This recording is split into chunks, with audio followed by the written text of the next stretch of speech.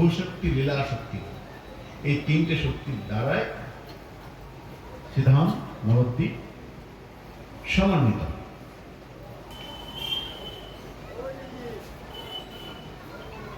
আমরা ভক্তিরত্ন করে পাই নবদ্বীপ ধামের মহিমার কথা বলতে গিয়ে, যখন রামচন্দ্র কবিরাজ শ্রীনিবাস ঠাকুর নরোত্তম নবদ্বীপ এসেছেন, নবদ্বীপ ধামে এসে ধামের দর্শন করবেন। কি করে করবেন? প্রথম এসেছেন তো নবদ্বীপ ধাম কি দর্শন করাবে কি? আশ্রয় তো নিতে হবে, কেন আশ্রয় না হলে কৃপা হবে না। আমাদের মহাজন বলছেন, আশ্রয় লইয়া ভজি তারে কৃষ্ণ নাহি কাজী, আর সব মরে কারণ। গুরু বন্দনার মধ্যে বলা আছে, আশ্রয় করিয়া বন্দ শ্রী গুরুচরণ, যাহা হইতে মিলে ভাই কৃষ্ণ প্রেম ধন। যদি গোবিন্দ পেতে হয়, কৃষ্ণ সম্পত্তি লাভ করতে হয়, কৃষ্ণ প্রেম সম্পত্তি লাভ করতে হয়, তাহলে আশ্রয় নিতে হবে। আগে আশ্রয়, তারপরে বন্দনা। আশ্রয় করিয়া বন্ধ শ্রী গুরুচরণ। এখন এরা ভাবছেন ধামেতে এসেছি, ঠাকুর নরোত্তম রামচন্দ্র কবিরাজ শ্রীনিবাস আচার্য এসেছেন নবদ্বীপ ধামে, দর্শন করব। কে দর্শন করাবেন নবদ্বীপ ধামকে? এই সময় শুনলেন শ্রীনিবাস, নরোত্তম, রামচন্দ্র, তিনি এই তিনজন নবদ্বীপ ধামে এসেছেন, কিন্তু দর্শন করাবে কে? গেলেন ঈশান ঠাকুরের কাছে। ঈশান ঠাকুর যিনি সচিমার সময় থেকে আছেন, সচিমার সেবা করেছেন, বিষ্ণুপ্রিয়ার সেবা করতেন, সেই ঈশান তিনি আছেন। তার কাছে গিয়ে বলছেন, আমরা দর্শন করতে এসেছি। মনে হইল নদিয়া ভ্রমণ এই মতে, আমরা নদিয়া ভ্রমণ করবো, নবদ্বীপ ধামকে দর্শন করবো। সে মহাপ্রভু, মানে মহাপ্রভু এখানে তার ভূমি, সেই ধামকে ভালো করে জানবো। হে ঈশান ঠাকুর, আপনি না হলে জানাবে কে? হে ঈশান ঠাকুর, আপনি আমাদের জানান, আপনি কৃপা করে দর্শন করান। আমরা তো আপনার কৃপা না হলে দর্শন করতে পারবো না। তখন ঈশান ঠাকুর তিনি বলছেন, এই নবদ্বীপ ধাম অতিশয় গুরু, যারে কৃপা জানে সে না জানে তত্ত্ব মূঢ়। এই নবদ্বীপ ধামের যে তত্ত্ব মহিমা, এটা সবাই জানবে না। ধাম সকলের কাছে প্রকাশ করবেন না।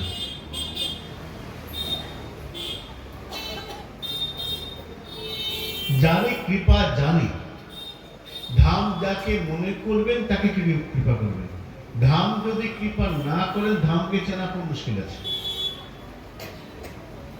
শ্রীধাম যদি কৃপা করে তার স্বরূপটা ভক্তের সঙ্গে প্রকাশ না করেন, তাহলে ধামকে চেনা সহজে যাবে না। ধাম কৃপা করতে সমর্থ। এই নবদ্বীপ ধাম অতিশয় গুরু। গুরু কেন? গৌর সুন্দর তো গুরু ভগবান, গুরু অত্যন্ত গুরু। রাধা কৃষ্ণ মিলিত বিগ্রহ গৌর সুন্দর, ধাম অত্যন্ত গুরু। যারা মূঢ় ব্যক্তি, তারা ধামের মহিমা জানতে পারে, ভাববে সাধারণ সহজ। ধামে গেলে ধামের আশ্রয় যেতে হয়, ধামের কৃপা ভিক্ষা করতে হয়। তো যেমন গঙ্গায় আমরা যারা যাই, গঙ্গায় স্নান নিয়ম আছে, বিধি আছে। নবদ্বীপ ধামের যে গঙ্গা, গঙ্গায় যখন স্নান করবো, স্নানের বিধান আছে। লুঙ্গি করে স্নান করছে, ব্রাশ করতে করতে স্নান করছে, স্নান করতে গিয়ে থুতু ফেলছে, উঠে গামছা নিকলে পায়ে জল দিচ্ছে। এটা ধামের চরণ অপরাধ, গঙ্গা চরণ অপরাধ। গঙ্গায় যদি আমরা সাঁতার কাটি, পাটা ফেলি, গঙ্গায় যদি সাঁতার কেটে পাটা ফেলা হয়, তখন সেটি গঙ্গা দুঃখিত হয়ে যায়, সেই জল নারায়ণের গায়ে গিয়ে লাগে। কেন বিষ্ণু পাদ ভবা গঙ্গা, গঙ্গা ভগবানের চরণ থেকে উদ্ভূত হয়েছে, লাগবে। এই জন্য খুব সাবধান।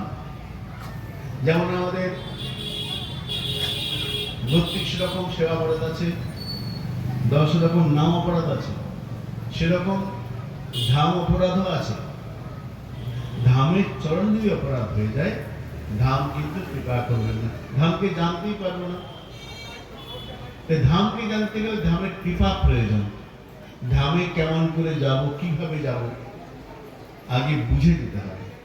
এখানে বলছেন আনের কি কথা ব্রহ্মাদির অগোচর, ব্রহ্মা পর্যন্ত এই ধামের মহিমা বুঝতে পারেন না। আনের কি কথা ব্রহ্মার অগোচর, নবদ্বীপ লীলাস্থান অতি মনোহর।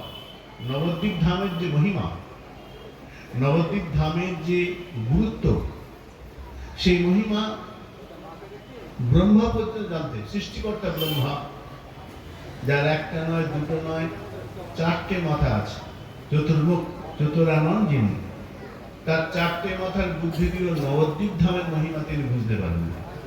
ঈশান বলছেন, ঈশান ঠাকুর বলছেন তোমরা যেখানে এসেছো নবদ্বীপ ধাম, সেই নবদ্বীপ ধামের মহিমাটা এমন, নবদ্বীপ লীলাস্থান অতি মনোহর, আনির কি কথা ব্রহ্মার অগোচর। ব্রহ্মকে জানতে পারছেন না। তখন রামচন্দ্র ঠাকুর, নরোত্তম, শ্রীনিবাস তিনজন বলছেন, হে ঈশান ঠাকুর, ওই জন্যই তো আপনার কাছে এসেছি, আপনি কৃপা করে আমাদের দর্শন করান, ধামের মহিমা আমাদের সঙ্গে পরিস্ফুট করুন। ধামে এসেছি, আপনি ধামবাসী, আপনি কৃপা করে আমাদের দর্শন করান, প্রত্যেকটি ধামের প্রত্যেকটি লীলার কথা বলুন। তখন ঈশান বলতে আরম্ভ করেছেন, ওই শ্রীনিবাস, এই আতপুর স্থান বহু কালাবধি লুপ্ত হইল এই গ্রাম। শোনো, এর নাম নবদ্বীপ ধাম, কিন্তু আগে এটার নাম ছিল আতপুর, কালপ্রহে আপনার লুপ্ত হয়ে গেছে। বহু কালের প্রাচীন শহর এই নবদ্বীপ ধাম, বহু কালাবধি লুপ্ত হইল এই গ্রাম। পূর্বে অন্তর্দ্বীপ নাম আছিল ইহার, অন্তর্দ্বীপ নাম রয়েছে কহি সে প্রকার। এই নবদ্বীপ ধামের নাম অন্তর্দ্বীপ। 9টা দ্বীপ তো, মাঝখানে অন্তর্দ্বীপ, আর 4দিকে, আর বাকিটা 8 দিকে 8টা দ্বীপ রয়েছে, 8টি দ্বীপ রয়েছে। মাঝের যে দ্বীপ তার নাম অন্তর্দ্বীপ, যেটা আমরা আছি অন্তর্দ্বীপের মধ্যে পড়ছি। এই পঞ্চবর্ষ পরিক্রমা হয়। এখানে বলছেন কোন কোন জায়গায় বলছেন যে ইদম ধাম পঞ্চযোজনম কেচিৎ বদন্তি কুরুহ ষোড়শম। কেউ কেউ বলেন পঞ্চযোজন, কেউ কেউ বলেন 1600 যোজন। নবদ্বীপ ধামের এই অন্তর্দ্বীপের যে পরিমাণ, অন্তর্দ্বীপ যেটা এই নবদ্বীপ শহর, এর পরিমাণ কেউ কেউ বলেন 5 যোজন, কেউ কেউ বলেন 1600 যোজন। ভক্তিরত্নাকর বলছেন কেচিৎ বদন্তি, কেউ কেউ বলেন। তো এই নবদ্বীপ ধাম বলছেন এর নাম অন্তর্দ্বীপ। অন্তর্দ্বীপ কেন? খুব প্রাচীন প্রসঙ্গ। সৃষ্টিকর্তা ব্রহ্মা, তার হঠাৎ মনে হলো যে আমি ভগবানকে পরীক্ষা করব। ভগবানকে পরীক্ষা করবার জন্য ব্রহ্মা শ্রীগোবিন্দের সখাদের বৎসদের হরণ করেছেন। হরণ করে চলে গেলেন ব্রহ্মলোকে, যে দেখে আসি। এই ব্রহ্মার যাওয়া আর ফিরে আসে এর মধ্যে 1 বছর হয়ে গেছে। এসে দেখছেন সেই রকমই আছে, সখারা রোজ যাচ্ছে ফিরছে, ব্রহ্মপুর থেকে দেখছেন। এবার ব্রহ্মার 4টে মাথা বনবন করে ঘুরছে, ঘুরবে না। তিনি লুকিয়ে রেখে গেলেন, সখাদের বাছুরদের লুকিয়ে রেখে গেছেন। দেখছেন ওখানেও আছে, এখানেও আছে, কি করে হলো? ব্রহ্মা তার 4টে মাথার বুদ্ধিতে বুঝতে পারছেন না। তখন ব্রহ্মা ধরণী অবতীর যা, ব্রহ্মা তার রথে বসেছিলেন। রথটা কেমন? রথটা ছিল হংসবাহিত, ব্রহ্মার রথটা হংসের বহন। সেখান থেকে নেমেছেন, কিন্তু নিয়ম হলো দেবতাদের পা কখনো ভূমি স্পর্শ করে না। দেবতা ভূমি স্পর্শে, দেবতাদের চরণ কখনো ভূমিকে স্পর্শ করে না। তারা স্বর্গ থেকে আসছেন, দেবলোক থেকে আসছেন, দেবলোকের ব্যক্তির চরণ মাটি স্পর্শ করে না। কিন্তু আজ ব্রহ্মা বৃন্দাবন ধামের মাটিতে লুটিয়ে পড়েছেন, একবারে ভূমিষ্ঠ, লম্বা হয়ে পড়েছেন বৃন্দাবন ধামে। ব্রহ্মা ভগবানকে স্তুতি করেছেন, অপূর্ব শ্লোক ব্রহ্মস্তুতি। ব্রহ্মা মাটিতে লুটিয়ে পড়েছেন, নিজে ধরন অবতীর্ণ জল রথ থেকে নেমে বৃন্দাবনের রথে গড়াগড়ি দিচ্ছে। একবার প্রণাম করে উঠলেন, উঠে দাঁড়িয়েছেন। ব্রহ্মার মনে হলো, আরে আমি তো সামনের মাথা দিয়ে প্রণাম করলাম, পেছনের মাথা বাকি করে গেল, আবার প্রণাম। আরে বাঁ দিকের মাথায় বাকি করলো, আবার প্রণাম। ডান দিকের মাথায় বাকি করলো, আবার প্রণাম। ব্রহ্মা চারবার প্রণাম, চারটে মাথা ব্রহ্মা চারবার প্রণাম করলেন। মাটিতে পড়ছেন, উঠছেন, পড়ছেন, উঠছেন। ব্রহ্মা যখন মাটিতে গড়াগড়ি দিচ্ছেন তখন কেমন লাগছে? কনক দণ্ড বিবাহ। ব্রহ্মা যখন বৃন্দাবন রথে গড়াগড়ি দিচ্ছেন তখন দেখে মনে হচ্ছে যে একটা সোনার লাঠি গড়াগড়ি দিচ্ছে। দেখতে সুন্দর। ব্রহ্মা একটা সোনার লাঠি যেন গড়াগড়ি দিচ্ছে, কনক দণ্ড বিবাহ। তো ব্রহ্মা গড়াগড়ি দিলেন, স্তুতি করলেন, অপূর্ব স্তুতি, ব্রহ্মস্তুতি। ব্রহ্মা স্তুতি শুনে ভগবান শুনলেন, কিন্তু কোনো কথা বললেন না। ব্রহ্মাকে ভালো মন্দ কিচ্ছু বললেন, শুধু ভগবান স্তুতি শুনলেন। ব্রহ্মা ফাপড়ে পড়ে গেছেন। অপরাধ হইয়া কৃষ্ণের বহু স্তুতি কইল, স্তুতি বসে কৃষ্ণের অনুগ্রহ হইল। ভগবানকে স্তুতি করেছেন ব্রহ্মা। ব্রহ্মা স্তুতি শুনে ভগবান প্রসন্ন হয়ে কিন্তু কিছু বলেননি। ব্রহ্মা স্তুতি করে ফিরে গেলেন, কিন্তু ব্রহ্মার শান্তি পাচ্ছেন না, শান্তি নেই। কেউ যদি কখনো অন্যায় করে, অন্যায় যখন সে করে পরে তার মনে অনুশোচনা হয়, ব্রহ্মার মধ্যে অনুশোচনা হচ্ছে। কইল অপরাধ চিত্তে চিন্তে নিরন্তর। ভাবছেন আমি তো স্তুতি করলাম, ভগবান প্রসন্ন হয়েছেন মনে হয়, কিন্তু আমার সঙ্গে কথা বলেননি। তাহলে কি ভগবান প্রসন্ন না অপ্রসন্ন? কিন্তু অপ্রসন্ন হলে আমি কিছু কড়া কথা বলতেন, শাসন করতেন। শাসনও করলেন না, ভালো বললেন না, চুপচাপ শুনলেন। শুনে ব্রহ্মার চিত্ত স্থির হচ্ছে, কি করি? ব্রহ্মা ভাবলেন কি করি, কি করি? দাপর যুগ, এবার সামনে কলিযুগ আসছে। তখন ব্রহ্মা ভাবলেন যে কৃষ্ণচন্দ্র ভগবান নামটার মধ্যে একটু বাঁকাটাকা আছে, কৃষ্ণ বাঁকা, দাঁড়াবার ভঙ্গিটাও বাঁকা। নামটি কিরকম বাঁকে বিহারী, বাঁকা হয়ে দাঁড়িয়েছে। এর চাল চলন বোঝা খুব মুশকিল। আর একটা ঠাকুর আছে সোজা সরল, এই গৌর সুন্দর চৈতন্য অবতার মহাপ্রভু। তো গৌর অবতারে যাও, তো মনে বিচারিয়া বসি করে নির্জনে, না দেখি উপায় চৈতন্য অবতার দিনে। অপরাধ হয়েছে দাপরে কৃষ্ণ অবতারের কাছে, অপরাধ হয়েছে। তিনি ভাবছেন ক্ষমা চাইব, ক্ষমা চেয়েছি, স্তুতি করেছি, কিন্তু প্রসন্নতা পাইনি, তাহলে চৈতন্য অবতারে যাই মহাপ্রভুর কাছে। এইভাবে ব্রহ্মা তিনি এই নবদ্বীপ ধাম এসেছেন। কেন? না, কলির পথে প্রভু কৃষ্ণ চৈতন্য অবতীর্ণ হইয়া কলিব, কলিধন্য। মহাপ্রভু কলিতে আসবেন, ব্রহ্মা এটা জানেন। তাই ব্রহ্মা ভাবলেন দাপুরে যা হয়েছে হয়েছে, এইবার চৈতন্য অবতারে কলিতে মহাপ্রভু যখন আসবেন, আমি তখন তার কাছে গিয়ে প্রার্থনা করবো, আমার দুঃখের কথাটা বলবো, আমার অনুশোচনার কথা বলবো। আবার অপরাধ ক্ষমা চাই। উনি লীলা পুরুষোত্তম, ইনি প্রেম পুরুষোত্তম, তাই মহাপ্রভুর কাছে যাবে। ব্রহ্মা এই স্থানে যে নবদ্বীপ ধাম অন্তর্দ্বীপ এইখানে এসেছে, এখানে এসে ব্রহ্মা তপস্যা করছেন, তপস্যা করছেন। ব্রহ্মার আরাধনায়, ব্রহ্মার তপস্যায় ভগবান প্রসন্ন হয়েছেন। গৌর সুন্দর এসে দাঁড়িয়েছেন। মহাপ্রভু যখন ব্রহ্মার সামনে এসে দাঁড়িয়েছেন, সেটা কিরকম? রাধারসনের গ্রন্থে বলছেন যে কৃপাটা কেমন? ব্রহ্মেশ্বরাদি সুদরা সদুপাস্য শ্রীমান ধৃত মনোজ কালী।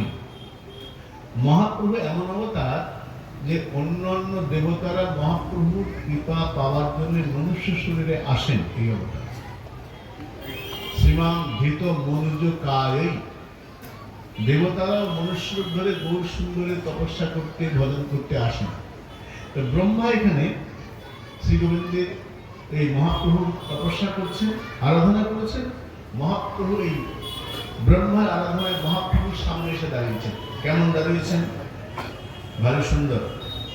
ভক্তবৎসল গৌরচন্দ্র দয়াময় হইলা সাক্ষাৎ শোভা ভুবনময়, অঙ্গের ছটায় 10 দিক আলো করে, কিছার কর্ণ কনক কন্দর্পের দর্পণ। মহাপ্রভু যখন এসে দাঁড়িয়েছেন ব্রহ্মার সামনে, কিরকম? 4 দিক নয়, 8 দিকও নয়, 10 দিক উদ্ভাসিত হয়ে গেছে। 10 দিক উদ্ভাসিত বলেন, 10 দিক আলো করে। 10 দিক বলতে পূর্ব, পশ্চিম, উত্তর, দক্ষিণ, তারপরে ঈশান, নৈরিক, অগ্নি, বায়ু, ঊর্ধ্ব, অধঃ। 10টা দিক। 4 দিক নয়, 8 দিক নয়, 10 দিক। মহাপ্রভু অঙ্গচ্ছটায় 10 দিক আলোকিত হয়েছে। দেখতে কেমন? কিছার কনক, সোনার জ্যোতি উজ্জ্বল ম্লান হয়ে গেছে গৌর সুন্দরের কাছে। কন্দর্পের দর্প হরণ হয়ে গেছে গৌর সুন্দর রূপের কাছে। কেন? আকর্ণ বিস্তৃত নেত্র, অদ্ভুত চাহনি, কোটি কোটি চন্দ্র যেন মুখের লাবণী। চোখটা কেমন? আকর্ণ বিস্তৃত, একদম কান পর্যন্ত টানা চোখ, আকর্ণ বিস্তৃত নেত্র। চোখের দৃষ্টি ভালো সুন্দর, অদ্ভুত চাহনি। আর কোটি কোটি চন্দ্রের যে শোভা, সৌন্দর্য, শীতলতা, সেইটা গৌর সুন্দরের বদলে। গৌর সুন্দরকে দেখে ব্রহ্মা স্থির থাকতে পারছেন না। ব্রহ্মার শরীর টলমল টলমল করছে। ব্রহ্মা কথা বললেন, কথা বন্ধ হয়ে যাচ্ছে। ব্রহ্মার চোখে জল পড়ছে। ব্রহ্মা লুটিয়ে পড়লেন মহাপ্রভুর চরণে। দেখিয়া ব্রহ্মার চেষ্টা সুচিরনন্দন, কহি সুমধুর বাক্য করি আলিঙ্গন। প্রভু খুব সুন্দর ব্রহ্মাকে আলিঙ্গন করেছে, বুঝাচ্ছে ও ব্রহ্মা শান্ত হও, শান্ত হও।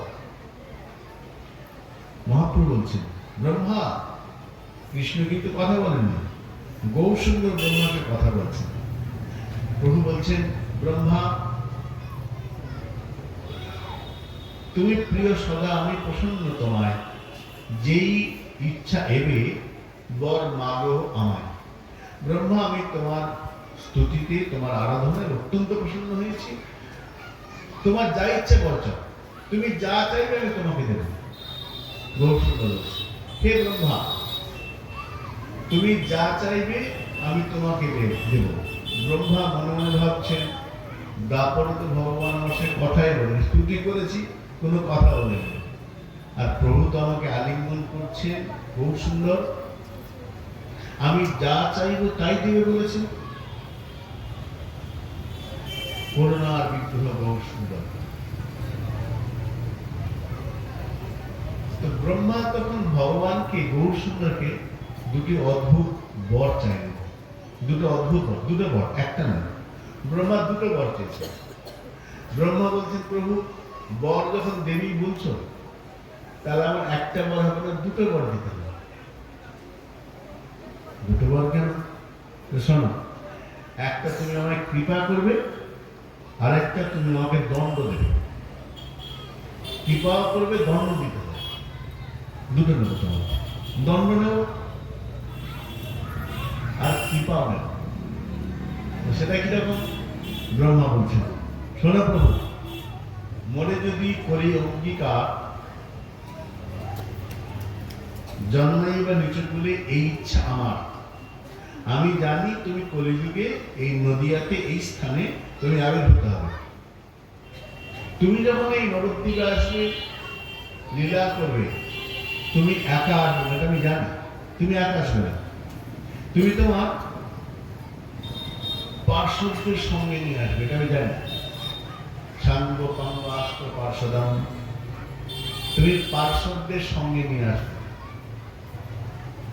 তোমার সঙ্গে তো অনেক পার্শ্ব থাকে, পরিবার থাকে। তো ব্রহ্ম বলছেন, কলিযুগে প্রকট লীলা সগণ সহিতে, সেই সময় প্রভু মনে করে অঙ্গীকার, জন্মে বা নিচকুলে এই ইচ্ছা আমার। আমি চাই তুমি যখন আবার নবদ্বীপে নদিয়াতে অবতীর্ণ হবে, তোমার অনেক পারিষদ সঙ্গে থাকবে, পরিবার সঙ্গে থাকবে, তাদের মধ্যে আমাকে তোমার পরিবার বলে সঙ্গে আনো। আমি সৃষ্টিকর্তা ব্রহ্মা, আমি লোকপিতামহ ব্রহ্মা, আমি চতুরানন, আমি বেদকর্তা।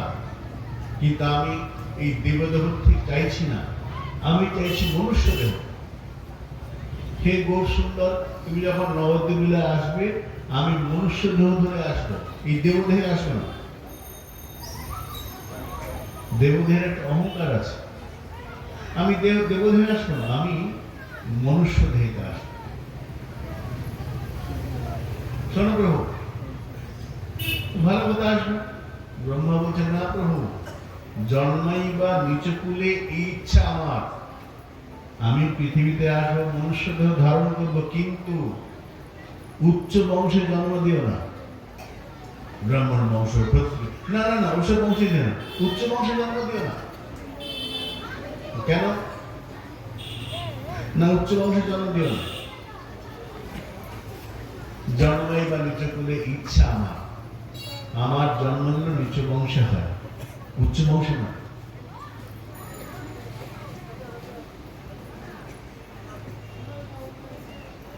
আর ওই প্রভু বলে, কেন তুমি নিচু বংশে জন্ম দিয়েছো? কেন না? ধনী কুলীন মানির বড় অভিমান। যে ধনী হয়, মানি হয়, উচ্চ বংশ হয়, তাদের বড় অভিমান থাকে, অহংকার থাকে। বংশের বংশ মর্যাদা, অর্থের অহংকার, রূপের বিদ্যার অহংকার থাকে।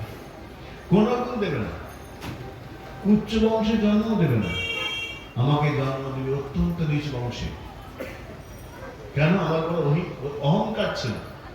আমি সৃষ্টিকর্তা ব্রহ্মা, অহংকারের বসে আমি তুমি পরীক্ষা করতে গিয়েছিলাম, অভিমানের বসে। তাই এমন জায়গায় জন্ম দেবে না যাতে আমার অহংকার হয়, নিচু বংশে জন্ম দাও। আর শোনো, ওই প্রভু মোর অভিমান অতিশয়, লোকে ঘৃণা করে যেন ঐছে দণ্ড হয়। এমন জায়গায় জন্ম দেবে যাতে লোকে আমাকে ঘৃণা করে, এটাই আমার শাস্তি।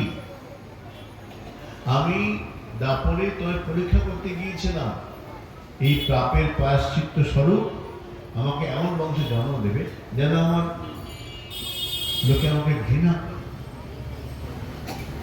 লোকে দ্বন্দ্ব হয়। এটাই হলো শাস্তি। কৃপাটা কি? এটা শাস্তি গেল, দুটো বল, একটা শাস্তি আর একটা কৃপা। কৃপাটা কি হবে? ব্রহ্মা বলছেন, ঘুচাইবা আমার দারুণ দুষ্টমতি, করাইবা তোমার শ্রীনামে অতি রতি। তোমার নামে যেন আমার রুচি হয়, তোমার নামে যেন আমার রুচি হয়। হে গৌর সুন্দর, আমার যেন নামে রতি মতি হয়, আমার নাম যেন করতে ভালো লাগে, নামে রতি হয়। এই দুটো এমন কৃপা করবে যেন তোমার নাম করতে আমার ভালো লাগে, আমি নামাশ্রয়ী হতে পারি। এই কৃপা। দুটো কথা, একটা নামগ্রাহী আর একটা নামাশ্রয়ী। নামকে যেন আশ্রয় করতে পারে, নামে আমার ভগবানের নামে যেন রতি হতে পারে। সপ্রিয় নামকে তা নামগ্রাহী মানে গুরুদেব বলেছেন 100 নাম করতে হবে, করতেই হবে, নাম করতে হবে। তো 100 নাম করছি, নাম করছি, দৃষ্টি কোথায়? এখন দুপুরে বাকি আছে, বাকি আছে, করতে হবে। এই আর 10 মিনিট, হ্যাঁ দাদা 10 মিনিট হয়ে যাবে। তো দৃষ্টির কোথায়? নামে নয়, নামের সংখ্যার দিকে। গুরুদেব বলেছে নাম করতে হয়, নাম করছি, কতক্ষণে শেষ হবে সেই দিকে দৃষ্টি থাকে। নামগ্রাহী করতে হয়, করছি। আর নাম আশ্রয় মানে, নাম আশ্রয় মানে নাম করতে জীব ছাড়তে চাইবে না।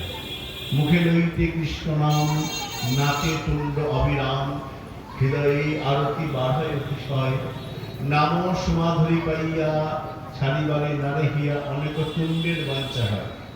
নামে যখন মাধুর্য লেগে যাবে, নাম যখন ভালো লাগতে আরম্ভ করবে, তখন জিহ্বা নাম ছাড়তে পারবে না, জিহ্বা নামকে ছাড়তে চাইবে না, সবসময় নাম হতে থাকে।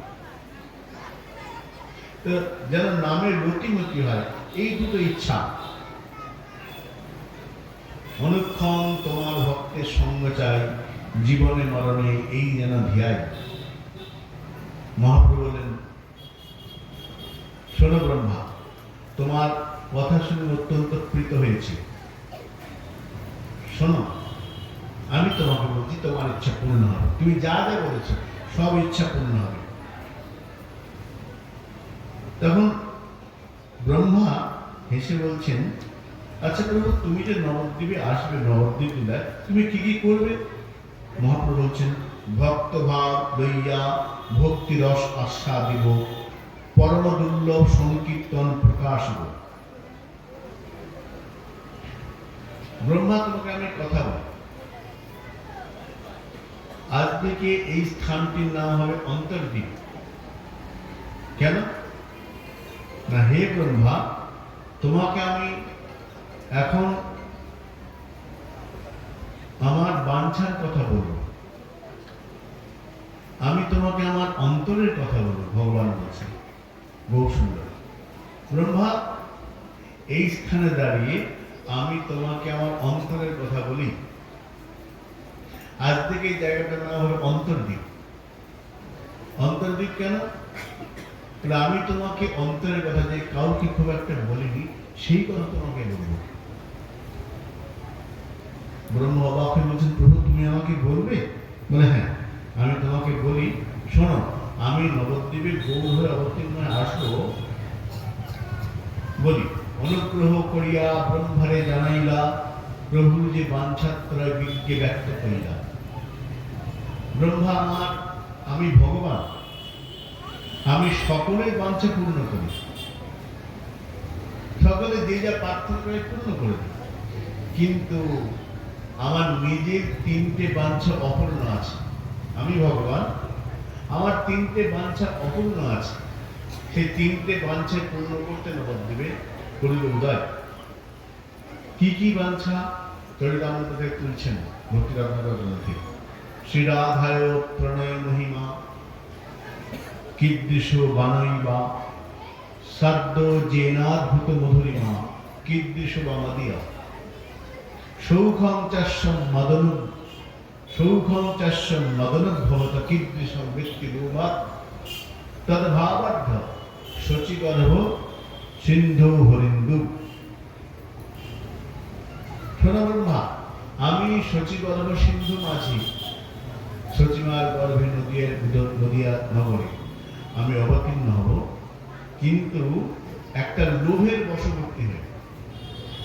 আমার লোভ, লোভাৎ তদ্ভাবাঢ্য, আমার লোভ হয়েছে, 3টে বাঞ্ছা পূর্ণ হয়নি। যিনি সকলের বাঞ্ছা পূর্ণ করেন ভগবান, তার তিনটি ইচ্ছা পূর্ণ হয়। কি কি ইচ্ছা? শ্রী রাধার প্রণয় মহিমা। শ্রীমতী রাধারানী বৃষভানু রাজনন্দিনী, শ্রীমতী রাধারানী, তার যে প্রণয় মানে প্রেম, তার ভালোবাসাটা কেমন?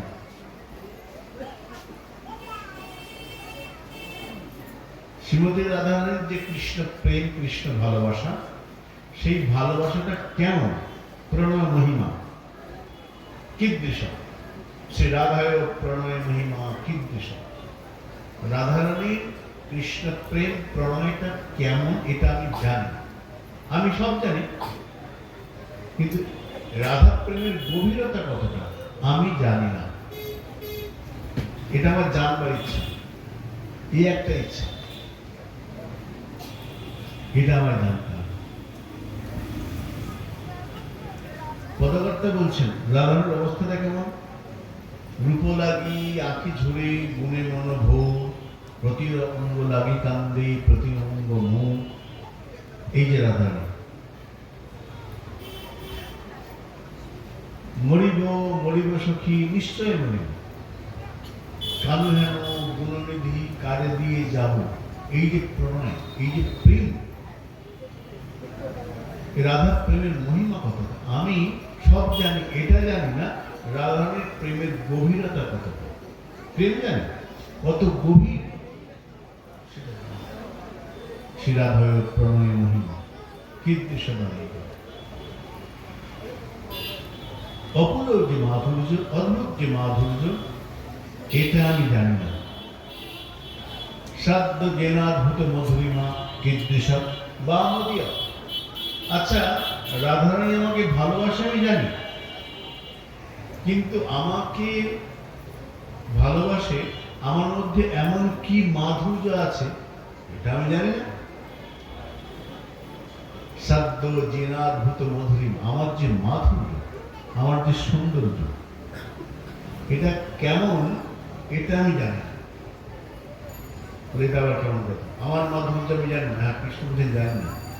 রাধারানী আমাকে ভালোবাসে মাধুর্যের জন্য, সেটা কেমন মাধুর্য, কি আছে আমার সৌন্দর্য মাধুর্য, এটা আমি জানি না। শুধু রাধারানী আমার ভালোবাসে, এমন ভালোবাসে লোকে তাকে কলঙ্কিনী বলে, তারপরে ভালোবাসে। আমাকে ভালোবেসে রাধারানী সুখী না, কলঙ্কিনী। কৃষ্ণ কলঙ্কিনীর নাম হয়ে গেছে। চণ্ডীদাস পদের মধ্যে বলছেন, কলঙ্কি বলিয়া ডাকে লোকে মরি, তাহাতে নাহি কো দুঃখ, তোমারও লাগিয়া কলঙ্কের হার, গলায় পরিতে সুখ। রাধারানী জানেন তিনি কৃষ্ণকে ভালোবাসেন, তার জন্য তার কলঙ্ক আছে, তারপরেও তিনি কৃষ্ণ ভালোবাসা ছাড়েন না। জানেন কলঙ্কি বলিয়া ডাকে লোকে মরে, আমাকে কলঙ্কিনী বলে। তোমার লাগিয়া কলঙ্কের হার, গলায় করিতে সুখ। এই যে ভালোবাসা প্রণয়, এটা আমি জানি। আমার মাধুর্য কেমন সেটাও জানেন, জানি না। কেন জানেন না?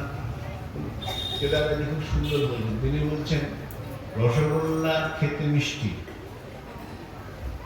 যে খায় সে বোঝে রসগোল্লা খেতে মিষ্টি, কিন্তু রসগোল্লা কতটা মিষ্টি রসগোল্লা নিজে জানে, যে খায় সে জানে।